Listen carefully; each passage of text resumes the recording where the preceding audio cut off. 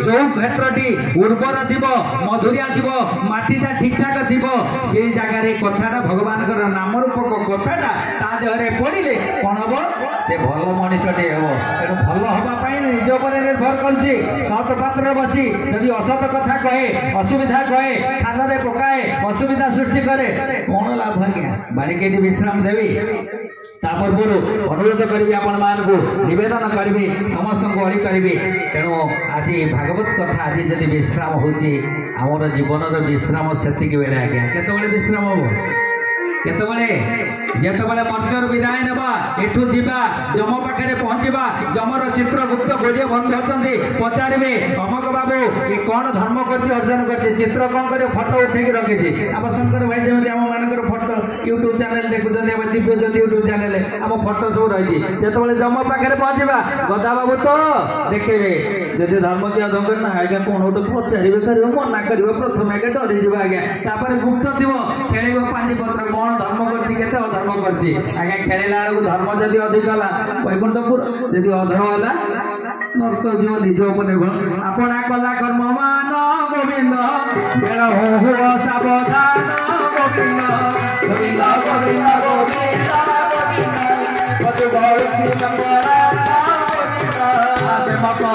पान करी गोविंद हरि बोल हो गोविंद गोविंद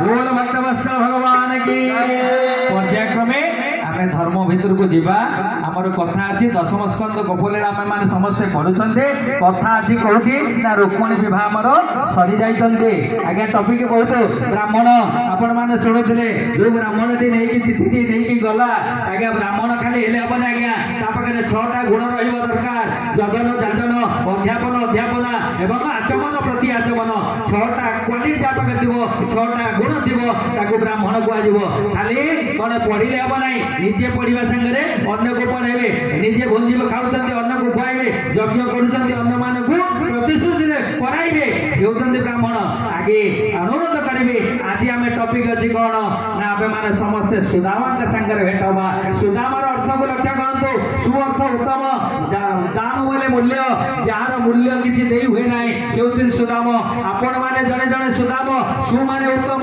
उत्तम किए भगवान भगवान बोले सु अर्थात श्रेष्ठ सांगे जी मिस तार चालीचलन सब मधुरिया हो समस्त भल पाइबे अनेक लोग रास्ता कटक भितर जाऊँगी समस्त को जय जगन्नाथ कहते ना समस्त को मुंडिया मार्च आपन को कहीं मार्च घर आसला बेले केते मुंडिया आपन को पकाउछन्ति कहीं पकाउछन्ति अनुभव करंतु जीवन अनुभव नहला किसी कनेक्शन नहला से सिलेक्शन नहीं पारिबनी जार सिलेक्शन नहीं से पॉइंट को जाई पारिबनी तेणु किसी कनेक्शन करंतु किसी सिलेक्शन को आसतु पॉइंट को जातु पॉइंट को गले कहवा पड़े समस्ते आपन को मुंडिया मारे प्रशंसा करेंगे फुल फल सब जहाँ आवश्यक भगवान अंतर्जामी बसती आपन को देदेवे तेणु अनुरोध करुच्ची आपण मानक सुदाम भली हूँ सुदाम कथा शुणा मुझे भितर को जी नहीं कहीं ना आज कथाकार भाव में आपण मानक 6 दिन धरी आज सप्तम दिन अच्छा सुंदर भाव में सावर्ण ढंगी आपण मानक मुखार पद्म को हरि कथा को श्रवण कराई आपण मानक विभजित करने संगे संगे प्रेरणा उत्साह उद्दीपना भगवान चिंतन करने समस्त को निवेदन कर कथा माध्यम आज वाणी को मोर वाणी को इधर विश्राम दे कथाकार भाव में समस्त आपणार कथाकार भाव में अच्छा पंडित जी महाराज जे आशीर्वाद महाराज चरणारविंद पुणी थे अनंत कोटि प्रणाम जनाई निवेदन करी अड़ी करी गुहारी करी प्रार्थना करी आज हरि कथा को आगे नापी जय जगन्नाथ जय जगन्नाथ जय जगन्नाथ छोटिया कीर्तन फेरी जी कृष्ण गोविंद गोविंद गोविंद समस्त अनुरोध करेंगे ताली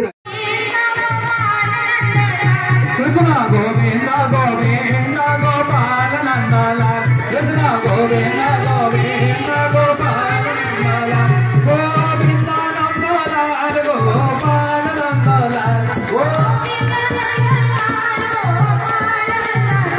कृष्ण गोविंद गोविंद गोपाल नंदलाल कृष्ण गोविंद गोविंद गोपाल नंदलाल बोल गोविंद दामोदर भगवान की गोमान इंद्रिय बिंदर्थ स्वामी जहाँ कथा आम शुणा स्वामी कृष्ण भगवान जगन्नाथ महाप्रभु रथ ରଥାरूढ़ जमी बसिले बामन रूप आज कान्यालाल रूप आपण मैंने भागवत कथा को श्रवण कर आज वाणी के विश्राम दूची साधुवाद वेलकम स्वागत जीवन सब कलेक्शन करंतु यदि भगवान को कथा नहीं ठीक से जोड़ना सर्वदेव नमस्कारम सर्वदेव नमस्कारम केशवं प्रति गच्छति सर्वगुरु नमस्कारम व्यासं गुरु प्रति गच्छति असंतो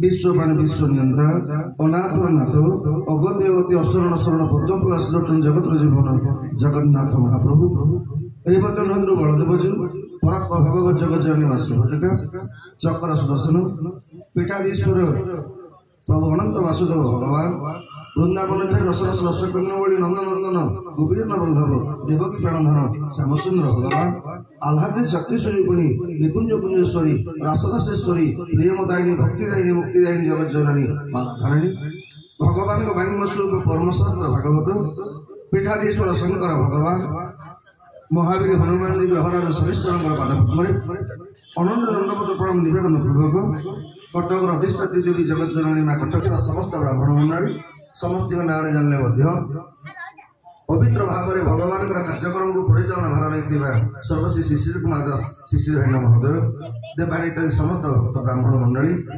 भगवान पावन कार्यक्रम को मुख्य यजमान रूप में समस्त दायित्व वहन कर विश्व भागवत चेतना परिषद आनुकूल्य आयोजित श्रीमद भागवत सप्ताह कथाज्ञान यज्ञ विश्व भागवत चेतना परिषद अध्यक्ष श्रीयुक्त केदारनाथ महापात्र महोदय केदार मामू एवं एजावत आपण मानक भगवान रसर प्रभावित करुवा आयुष्मान ओडिशार भगवान पवित्र कथावाचक आपण मानक नित्य नियम अनुसार आपण मानक वर्ष सारा भागवत रसर आपण मानक प्रवृत्त करुछंती आयुष्मान गदा भाई एवं भगवान समस्त कार्यक्रम को निजर मोबाइल माध्यम समस्त भक्त मान पाखे पहुंचाइबार प्रयास करुवा शंकर भक्त समस्त भक्तवृंद बाद्यंत्र सहकृता समस्त सहयोगी रवि भेटर आरंभ करके वैकुंठ बाबू पर्यंत एवं भगवान पावन कथा को भजन माध्यम आपण मान कर्ण रसामृत को प्लावित करुवा अन्नपूर्णा माँ सुकांदी नानी समस्त भक्तिमती माँ मैंने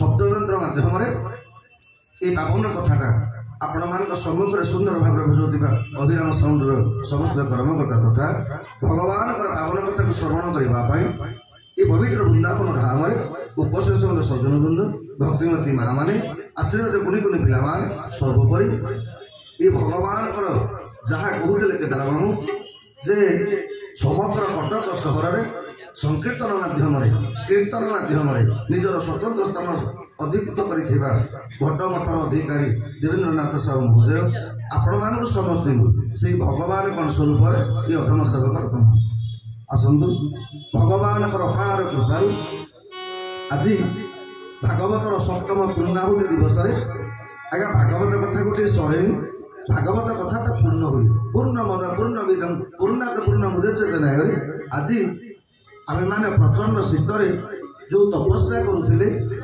जो 7 दिन भागवत कथा श्रवण कर जो संकल्प नहीं आज भगवान से संकल्पटार आपण मानक परिपूर्ण फल देवे तेणु आनंदर सहित श्रद्धार सहित भावर सहित भक्तिर सहित 2 बार आपण मैंने मो सहित नाम कीर्तन करेंगे तापर जमी भगवान कृपा हम कथा श्रवण करवा प्रेम कीर्तन करेंगे राधे गोविंद राधे गोविंद राधे गोविंद परमानंद परमानंद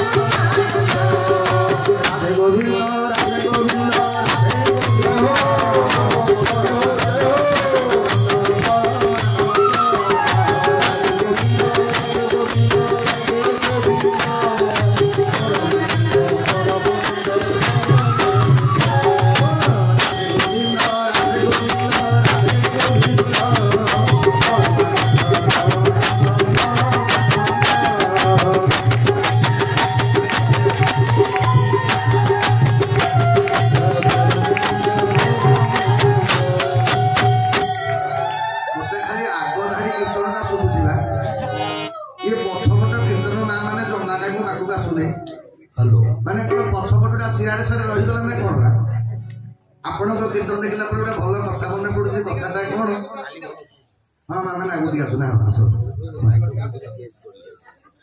आज्ञा गोटे गाँव में प्रवचन होता है जिते प्रवचन होता है तो आपण मैंने देखिए आज्ञा कौटे निद लागू कि न लागू आज्ञा प्रवचन बेले निद लगे फाइनाल आपण कथा मुझे मैंने रोज कि ना अवश्य माँ मान भारी भगवान सुविधा कर कौन सुविधा कर ये जो आज्ञा प्रताप भाई खंडे खंडे जो हलदिया गामछा आप चादर देना ये गोटाक मुद्रे पड़े आज्ञा लाभ अधिका कौन लाभ हुए आज्ञा आपण मैंने कीर्तन करते करते टिके ना गोड़ तलू टाणीदेले ता भितर आप शोले कि फुड़ी पाइले मुझे तुम मो बेपार प्रभावी आनी भल लाभ कोठना पकड़ ताने बहुत लाभ कारण पुओ पिला से ना आज्ञा पुओ पिला किए धुड़ेला कौन कला सागे सागे कहीदेवी कितु माँ मैंने तो ब्रह्मा जापर मुझे जानी कौन जहाँ गोटे गाँव में आज्ञा प्रवचन होता है तो प्रवचन बेले बुढ़ा लोक आज्ञा आज्ञा देख माने बयस होगला लोक खोजब कौटी गोटे पिंडा फिंडा देखी कौटी गोटे खुंटुक आउजिकी बसबी अंटा सीधा करके बसबी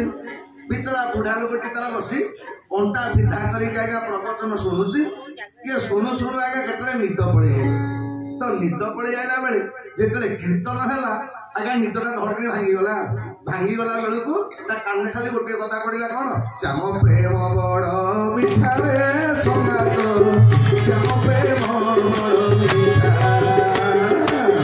श्याम प्रेम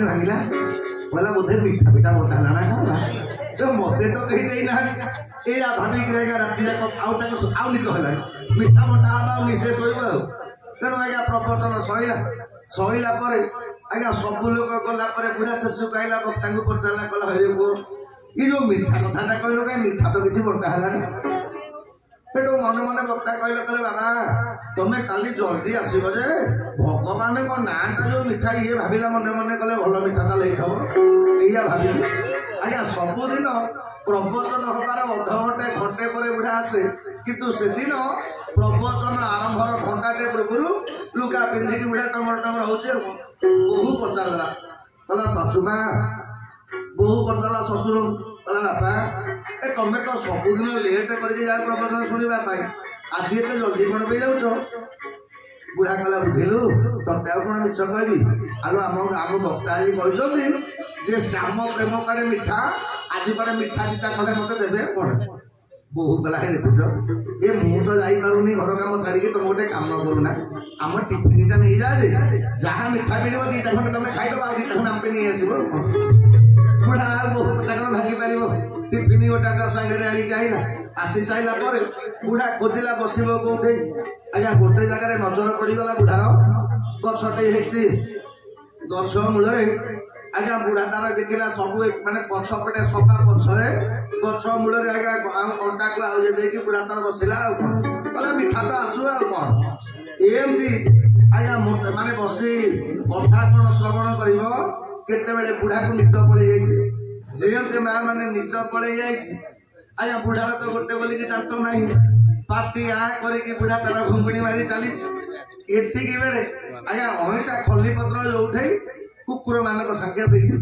आ कुकुर गोटे भल प्रकृति है से जो देख पछपट टेक कौन मन कर सैकेल देखला पछपट टेक नुआ कार किणिक आसवे से पछपट टेक तुलसी गछ देख पछपट टेक ये कुकुरटा आज्ञा पछपटे बुलु बुलु नजर पड़गला बुढ़ा उपर बुढ़ा ताटी आ करके मारुचे ये ठीक बुढ़ा मुह पटेकी पछपटे देखी देते पछपटा टेकीदेला किए बुढ़ा मन मन भाविला कला हे मु शोला बेले पंडित कौन मिठाटा देकी भल पाटी आज्ञा तम पर जीव बुले बुलेदेला बेलू सी जो गंध को सी तेणु आज्ञा पंडित प्रवचन सैला बुढ़ा तो रागी मागिकी पूरा हाथ कहला हतभागा तू ये मिछ कथा कहु पंडित कहले कौन मिछ ना हतभागा काली गीत बोलुल श्याम प्रेम काड़े मिठा कि मुझे शुणी राम मेमटा हूँ लुणिया को खारिया जो गोटे मिछ कथा कहूँ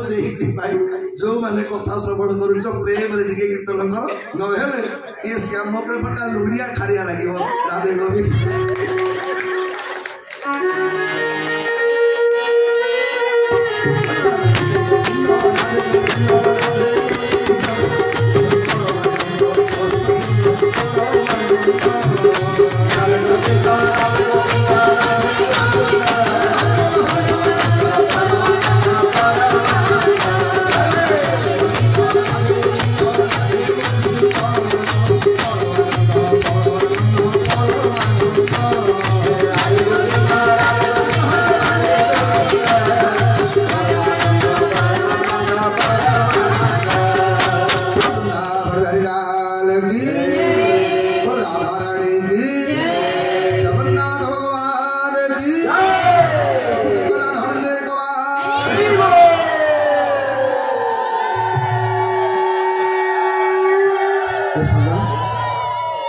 गतकाली आमे माने कथा श्रवण करथिले महालक्ष्मी सहित भगवान परिणयर कथा आमे माने गतकाली श्रवण करिछ सुखदेव गोस्वामी पाद तले पड़गले परीक्षित कले सुखदेव आउ जीवन में मोर गोटे दिन मात्र आयुष अच्छी आज्ञा व्यासदेव जिते कहते सुखदेव पाद तले पड़गले परीक्षित कले आउ गोटे दिन मात्र मो जीवन में आयुष रहा तेणु ये गोटे दिन भर हे सुखदेव गोस्वामी मत खाली ये कह जे भगवान प्राणी मान संख्या के ये गोटे जनक बाहागर कथा कहल आज्ञा सुखदेव गोस्वामी परीक्षित महाराज जाम्बवती ठार आरंभ कर मित्रबिंदा पर्यंत सत्या भद्रा लक्षणा कालंदी 8 अष्टपाट महिषी आउ 16,100 जनकर उद्धार पाइबार कथाटा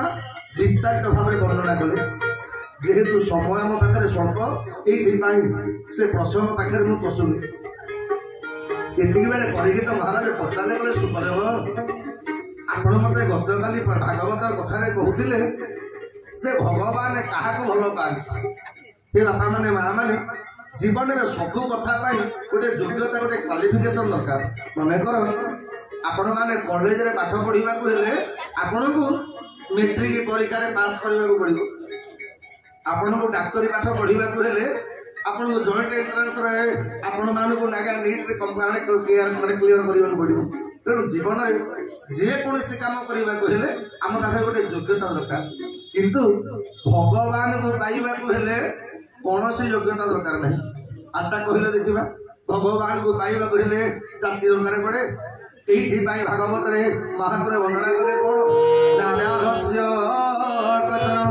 ध्रुवस्य कवयो ପାଇବା ପାଇଁ ଜାତି ଦରକାର ପଡେନି। ଯଦି ଜାତି ଦରକାର ପଡୁଥାନ୍ତା ତାହେଲେ ଭଗବାନ ସବରି ଅଇଁଠା ଆଜ୍ଞା ଖାଇନଥାନ୍ତେ। ଯଦି ଜାତି ଦରକାର ପଡିଥାନ୍ତା ଦାସୀ ପୁତ୍ର ବିଦୁର ଘରେ ଭଗବାନ ମୋର ମାଗିକିରି ଖାଇନଥାନ୍ତେ।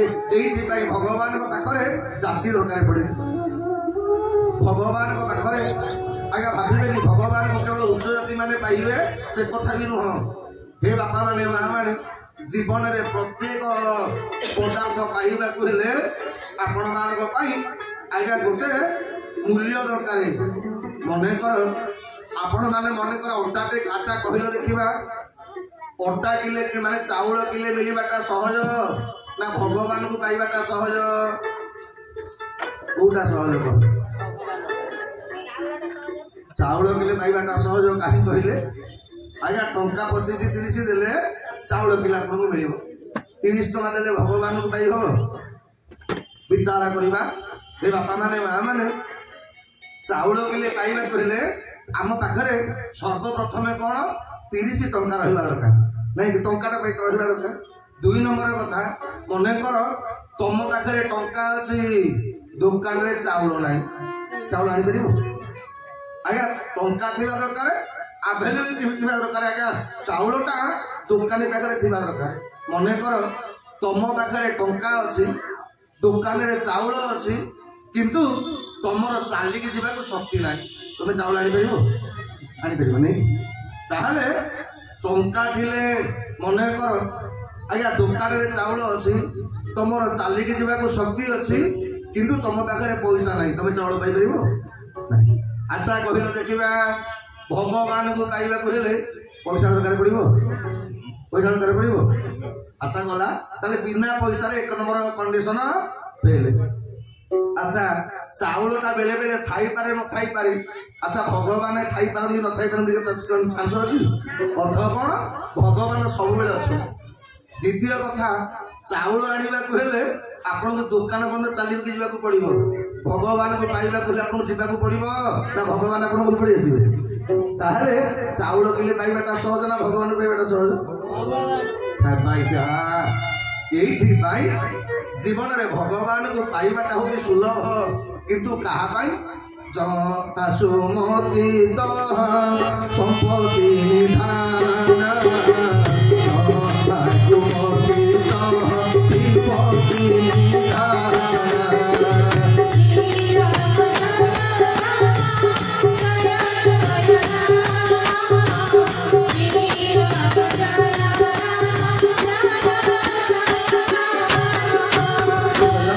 ଭଗବାନଙ୍କୁ ପାଇବାକୁ ହେଲେ ଜହା ସୁମତି, ଆଜ୍ଞା ଯାହାଙ୍କର ମନଟା ସୁନ୍ଦର, ଯାହାର ଅନ୍ତରଟା ସୁନ୍ଦର, ଯାହା ଭିତରେ କପଟ ଛଳ ଛିଦ୍ର ନଥିବ, ଆଜ୍ଞା ଭଗବାନ କେବଳ ସେଇମାନଙ୍କୁ ଭଲ ପାଆନ୍ତି।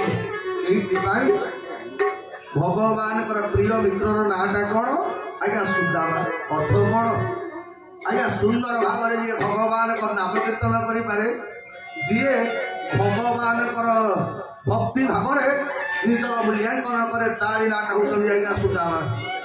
ଆଉ ଆପଣମାନେ ତ୍ରେତୟା ଯୁଗରେ ଶୁଣିବେ, ଭଗବାନ କୃଷ୍ଣ ଭଗବାନ ରାମ ତ୍ରେତୟା ଯୁଗରେ କାହା ସହିତ ମିତ୍ରତା ବସିଲେ? ଆଜ୍ଞା ସୁଗ୍ରୀବ ସହିତ। ଭଗବାନ ରାମଙ୍କର ମନ୍ତ୍ରୀ ନାଁଟା କଣ? ସୁମନ୍ତ୍ର। ଏ ବାପା ମାନେ ମା ମାନେ, ଜୀବନରେ ଆପଣ ମାନଙ୍କ ଜୀବନଟାକୁ ସୁନ୍ଦର କରି ଦିଅନ୍ତୁ, ମନଟାକୁ ସୁନ୍ଦର କରିଦିଅ, ନିଜର ଶରୀରକୁ ସୁନ୍ଦର କରିଦିଅ, ନିଜ ଜୀବନକୁ ସୁନ୍ଦର କରିଦିଅ। ଆପଣ ଭଗବାନ ପାଖକୁ ଯିବା ଦରକାର ପଡିବନି, ଭଗବାନ ଆପଣଙ୍କ ପାଖକୁ ଆସିବେ। ଆଜ୍ଞା ସୁଗ୍ରୀବ ଭଗବାନଙ୍କ ପାଖକୁ ଯାଇଥିଲା ନା ଭଗବାନ ସୁଗ୍ରୀବ ପାଖକୁ ଯାଇଥିଲେ? ଭଗବାନ ଗଲେ ସୁଗ୍ରୀବ ପାଖକୁ। ଆଜ୍ଞା ଆଉ ଭାଗବତରେ ସୁଦାମାଟା ଭଗବାନଙ୍କ ପାଖକୁ ଯାଇନି, ଆଜ୍ଞା ଭଗବାନ ସୁଦାମା ପାଖକୁ ଗଲେ। କଥାଟା କଣ ନା, ସନ୍ଦୀପନୀ ଋଷିଙ୍କର ଆଶ୍ରମରେ ପାଠ ପଢିବା ପାଇଁ ଭଗବାନ କୃଷ୍ଣ ବଳରାମ ଯାକ 2 ଜଣ ଯାକଙ୍କର ଆଜ୍ଞା ବ୍ରତ ପୂର୍ଣ୍ଣ ହେଇନି। ନନ୍ଦରାଜା 2 ଜଣଙ୍କର ବ୍ରତ ଘର କରିନଥିଲେ। ଉଗ୍ରସେନ ରାଜାଙ୍କର ପରହିତରେ ବସୁଦେବ ଦେବକୀ କୃଷ୍ଣ ବଳରାମ 2 ଜଣଙ୍କର ବ୍ରତ ଘର କରିସାରିଲା ପରେ ବସୁଦେବ କୁଳପୁରୋହିତ କର୍କାଚାର୍ଯ୍ୟଙ୍କୁ ପଚାରିଲେ, କଲେ ମୁନି ମୋ ପିଲା 2ଟା ଏପର୍ଯ୍ୟନ୍ତ ପାଠ ପଢି ନାହାନ୍ତି। ଏଇଥିପାଇଁ ଗର୍ଗାଚାର୍ଯ୍ୟ କହିଲେ କଲେ ହେ ବସୁଦେବ, ଏବେ ଏଇ ବର୍ତ୍ତମାନ କାଳରେ ଋଷି ସନ୍ଦୀପନୀ ହେଉଛନ୍ତି ଏକମାତ୍ର ଗୁରୁ, ଯିଏ ଜୀବନରେ ଅନେକ ଶିଷ୍ୟ ମାନଙ୍କର ଉନ୍ନତି କରିବାର ପଥ ପ୍ରଦର୍ଶକ ସାଜିଛନ୍ତି। ତାଙ୍କ ଭଳିଆ ଗୁରୁ ଜୀବନରେ ମିଳିବେନି ଆଜ୍ଞା। ଆଉ ସନ୍ଦୀପନୀ ଋଷି ସୁଖଦେବ ଗୋସ୍ୱାମୀ ପରୀକ୍ଷିତ ପଚାରିଲେ କଲେ ସୁଖଦେବ, ଯୋଉ ଭଗବାନ ହଉଛନ୍ତି କୃଷ୍ଣ ବନ୍ଦେ ଜଗତ ଗୁରୁ, ଆଜ୍ଞା ଜଗତ ଗୁରୁଙ୍କର ସିଏ ହଉଛନ୍ତି ଗୁରୁ। ଇଏ ସନ୍ଦୀପନୀ ଋଷି ଜୀବନରେ କଣ ପୁଣ୍ୟ କଲେ ଯେ ଯୋଉଥିପାଇଁ ତାକୁ ଭଗବାନ କୃଷ୍ଣଙ୍କର ଗୁରୁ ହବାର ସୌଭାଗ୍ୟ ପ୍ରାପ୍ତି ହେଲା। ହେ ବାପା ମାନେ ମା ମାନେ, ସନ୍ଦୀପନୀ ଯେତେବେଳେ ତାଙ୍କ ଗୁରୁଙ୍କ ପାଖରେ ପାଠ ପଢୁଥିଲେ, ତାଙ୍କ ଗୁରୁ ତାକୁ ପରୀକ୍ଷା କରିବା ପାଇଁ ଆଜ୍ଞା ସନ୍ଦୀପନୀ କି ଯାହା କହନ୍ତି, ଦିନେ କଲେ ସନ୍ଦୀପନୀ ଗଲୁ ଆଜ୍ଞା ଗୁରୁଙ୍କର ପୁଅଟା ଖେଳୁଛି, କହିଲେ ସନ୍ଦୀପନୀ ଯାହା ମୋ ପୁଅଟାକୁ ନବୁ କୂଅରେ ପକେଇଦବୁ। ଆଜ୍ଞା ଗୁରୁଙ୍କ ଆଦେଶକୁ ପାଳନ କରିବା ପାଇଁ ସନ୍ଦୀପନୀ ପଚାରିଲେନି ଯେ ଗୁରୁଜୀ ମତେ ଏଡେ ବଡ କଷ୍ଟ କାମ କାହିଁକି କହୁଛ? ଆଜ୍ଞା କିଛି କହିଲେନି, ଗୁରୁ କହିଛନ୍ତି ମୋ ପୁଅଟାକୁ ନେଇକି କୂଅରେ ପକେଇବୁ। ଆଜ୍ଞା ସନ୍ଦୀପନୀ ଥିଲେ ଥିଲେ ଗୁରୁଙ୍କର ପୁଅଟାକୁ ଧରିଲେ କୂଅକୁ ଫୋପାଡ଼ି ଦେଲେ। ଯେହେତୁ କୂଅରେ ପଡିଗଲା, ଅଲଗା ମାନେ ବାଳକ ମାନେ ଦେଖିଲେ, ଶିଷ୍ୟ ମାନେ ଦେଖିଲେ କଣ ଯେ ସନ୍ଦୀପନୀ ଗୁରୁ ଭାଇଟାକୁ ପକେଇ ଦେଉଛି ତଳେ। ଆଜ୍ଞା ଅଲଗା ଶିଷ୍ୟ ମାନେ ସନ୍ଦୀପନୀ କି ଗୋଡ ମୁଣ୍ଡ ମୁଣ୍ଡ ପିଟି ପକେଇଲୁ। ମାଡ଼ ଖାଇକି ସନ୍ଦୀପନୀଙ୍କ ଦେହରୁ ରକ୍ତ ସିନା ବାହାରୁଛି, କିନ୍ତୁ ସନ୍ଦୀପନୀ କହିଲେନି ଯେ ମୋ ଗୁରୁ ମତେ କହିଥିଲେ ସନ୍ତାନଟାକୁ ତାଙ୍କର କୂଅରେ ପକେଇଦବା ପାଇଁ।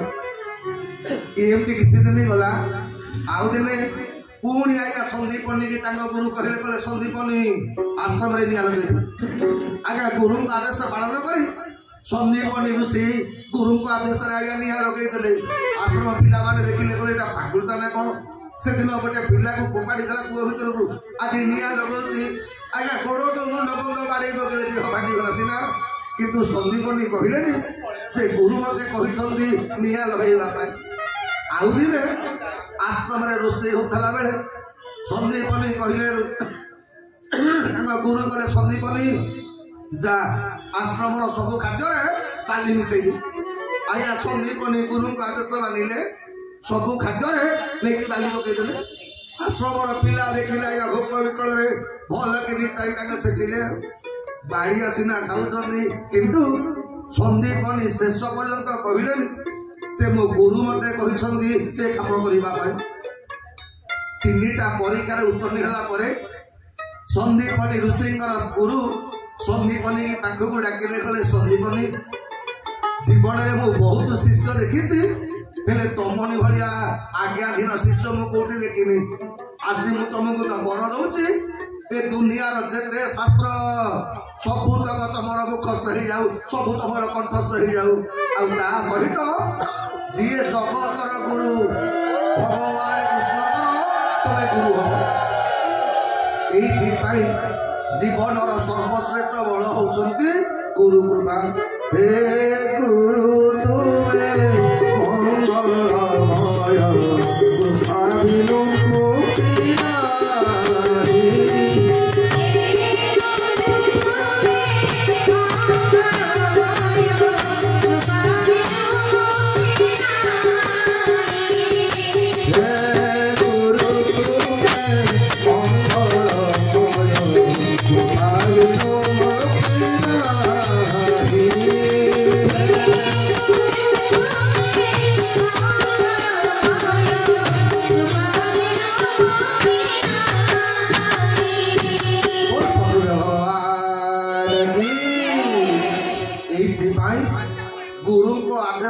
ଯେତେ କଠୋର ହଉ, ଯୋଉ ଶିଷ୍ୟ ଗୁରୁଙ୍କ ଆଦେଶଟାକୁ ବିନା ଦ୍ୱିଧାରେ, ବିନା ପ୍ରଶ୍ନରେ, ବିନା ସନ୍ଦେହରେ ପାଳନ କରେ, ସେ ସନ୍ଦୀପନୀଙ୍କ ଭଳି ଏକ ମହାନ ସନ୍ଥରେ ପରିଣତ ହେଇଯାଏ। ଆଜି ସନ୍ଦୀପନୀ ଋଷିଙ୍କର ଆଶ୍ରମକୁ ପାଠ ପଢିବା ପାଇଁ ଗର୍ଗାଚାର୍ଯ୍ୟ କହିଲେ ବସୁଦେବ ତମ 2 ଜଣ ପୁତ୍ରକୁ ସନ୍ଦୀପନୀ ଋଷିଙ୍କ ଆଶ୍ରମକୁ ପଠା। ଦାରୁକ ସାଥିରେ ନନ୍ଦିଘୋଷ ରଥ ଉପରେ ଭଗବାନ ମୋର ବିରାଜମାନ କଲେ। ଆଜ୍ଞା ଯେତେବେଳେ ରଥ ନେଇକି ଯାଉଛନ୍ତି ସନ୍ଦୀପନୀ ଋଷିଙ୍କ ଆଶ୍ରମକୁ, ଜଙ୍ଗଲ ଭିତରେ ଗଲାବେଳେ ମୋ ଭଗବାନଙ୍କ କାନରେ ପଡ଼ିଗଲା ଗୋଟେ ଛୋଟ ପିଲାର କାନ୍ଦନାର ସ୍ୱର। ଏ ବାପା ମାନେ ମା ମାନେ ମୁଁ ପ୍ରଥମ ଦିନ କହିଛି ମୋ ଭଗବାନ ସବୁ ସହ୍ୟ କରିପାରନ୍ତି କିନ୍ତୁ କାହା କାନ୍ଦ କି କାହା ଲୁହ ସହ୍ୟ କରିପାରିବେନି। ଆଜ୍ଞା ଆପଣମାନେ ବି ଅନୁଭବ କରୁନାହାନ୍ତି। ଆଜ୍ଞା ଜୀବନରେ ଜଗନ୍ନାଥ ମହାପ୍ରଭୁ ସବୁ ସହ୍ୟ କରିବେ କିନ୍ତୁ କାହା ଲୁହ ସହ୍ୟ କରିବେନି। ଏଇଥିପାଇଁ କବି ଲେଖିଲେ କ'ଣ 108 ଗରା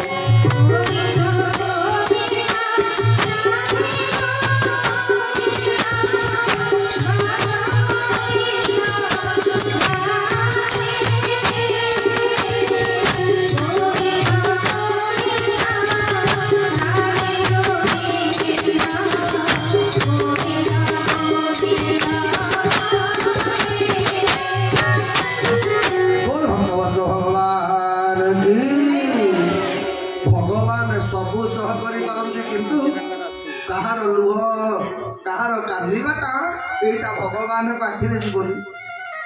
ଏଇଥିପାଇଁ ଜଗନ୍ନାଥ ମହାପ୍ରଭୁଙ୍କର ଆଜ୍ଞା ସବୁ ଠାକୁରଙ୍କର ଆଖି ଅଛି ଆଜ୍ଞା ପଲକ ବି ଅଛି କିନ୍ତୁ ଜଗନ୍ନାଥ ମହାପ୍ରଭୁ ଏଇଥିପାଇଁ ପଲକ ରଖିଲେନି। କାରଣ କ'ଣ କହିଲେ ଆଜ୍ଞା ପଲକ ଭିତରର ଲୁହଟା କାଳେ ଭଗବାନଙ୍କର ଦୃଷ୍ଟିଗୋଚର ହେଇଯିବ। ଏଇଥିପାଇଁ ଭଗବାନ 24 ଘଣ୍ଟା ଆଖି ମିଲେଇକି ବସିଛନ୍ତି ଆମମାନଙ୍କ ପାଇଁ। ଭଗବାନଙ୍କର କାନରେ ପଡ଼ିଗଲା ସେ କିଏ ଗୋଟେ ଜଙ୍ଗଲ ଭିତରେ ବିକଳ ହେଇକି କାନ୍ଦୁଛି। ଭଗବାନ କହିଲେ ରାଉତ କିଏ ରଥ ବୁଲେଇଲ ଯୋଉ ଆଡକୁ କାନ୍ଦିବାର ସ୍ୱରଟା ଆସୁଛି ସେଇ ଆଡକୁ ରଥ ନେଇକି ଚାଲ। ଆଜ୍ଞା ଭଗବାନଙ୍କ ରଥଟା ଗୁରୁଙ୍କ ଆଶ୍ରମ ଯିବା ବଦଳରେ ଜଙ୍ଗଲ ଭିତରେ ବସିବାକୁ ଆରମ୍ଭ କଲା। ଜଙ୍ଗଲ ଭିତରେ କିଛି ବାଟ ଗଲା ପରେ ଭଗବାନଙ୍କ ନଜର ପଡ଼ିଗଲା ଗୋଟେ ଛୋଟିଆ ତାଙ୍କରି ବୟସର ଗୋଟେ ବାଳକ ଗଛ ମୂଳରେ ବସିଛି। ଆଜ୍ଞା ଗୋଡରୁ ଧାର ଧାର ରକ୍ତ ବହି ଯାଉଛି। ଭଗବାନ କୃଷ୍ଣ ଆଉ ଅପେକ୍ଷା କରିପାରିଲେନି। ରଥରୁ ଓହ୍ଲେଇକି ଦୌଡ଼ି ଦୌଡ଼ିକିରି ପଳେଇଗଲେ ସୁଦାମାର ପାଖକୁ। କଣ୍ଟାଟାକୁ ଯେତେବେଳେ ଟାଣି ଆଣିବାକୁ ଚେଷ୍ଟା କଲେ କଣ୍ଟାଟା ବାହାରିଲାନି। ନିଜ ମୁହଁ ଲଗେଇଦେଲେ ଦାନ୍ତରେ କଣ୍ଟାଟାକୁ ଟାଣି କିଣି ଆଣିଲେ। ନିଜର ମୂଲ୍ୟବାନ ପାଟ ବସ୍ତ୍ରକୁ ଚିରି ଭଗବାନ ସୁଦାମାର ଗୋଡରେ ବାନ୍ଧିକି ବାନ୍ଧିଦେଲେ। ସୁଦାମା ଦେଖୁଛି ତାରି ବୟସର ଗୋଟେ ପିଲା କେତେ ବଡ କାମ ତା ପାଇଁ କରିଛି। ସୁଦାମା କହିଲା କଲା ହୋଇ ତୋ ବେଶ ଦେଖିଲେ ଲାଗୁଛି ତୁ ରାଜା ଘର ପୁଅ ନିଶ୍ଚିତ ହେଇଥିବୁ। ଏଡେ ବଡ ରାଜା ଘର ପୁଅ ହେଇ ତୁ ମୋ ଭଳିଆ ଗୋଟେ ଗରିବ ବ୍ରାହ୍ମଣଟାର ପାଦରେ ମୁହଁ ଲଗେଇଦେଲୁ। ଏ ମୋ ପାଇଁ ତୁ ତୋର ମୂଲ୍ୟବାନ ଲୁଗାଟାକୁ ଚିରିଦେଲୁ। ଭଗବାନ ହସିଲେ କହିଲାରେ ତମ ଦେହରୁ ଧାର ଧାର ରକ୍ତ ବହି ଯାଉଥିଲା ଆଉ ତମ ବେଶ ଦେଖିଲେ ଲାଗୁଛି ତମେ ନିଶ୍ଚିନ୍ତ ଭାବରେ ବ୍ରାହ୍ମଣ ହେଇଥିବ। କାହିଁକି ନା ବ୍ରାହ୍ମଣ ମାନେ ଆଜ୍ଞା କଷ୍ଟ ସହ୍ୟ କରିପାରନ୍ତିନି। କ୍ଷତ୍ରିୟଟା ଯେତିକି କଷ୍ଟ ସହ୍ୟ କରିପାରେ ବ୍ରାହ୍ମଣ ସେତିକି କଷ୍ଟ ସହ୍ୟ କରିପାରେ ନା। ଆପଣମାନେ ମହାଭାରତରେ ଶୁଣିଥିବେ ପରଶୁରାମ 21 ବାର ପୃଥିବୀ ନିକ୍ଷତ୍ରିୟ କଲେ। ପରଶୁରାମ କ'ଣ କଲେ ତାଙ୍କ ପାଖରେ କୌଣସି କ୍ଷତ୍ରିୟଙ୍କୁ ସେ ବିଦ୍ୟା ଶିକ୍ଷା ଦେବେନି।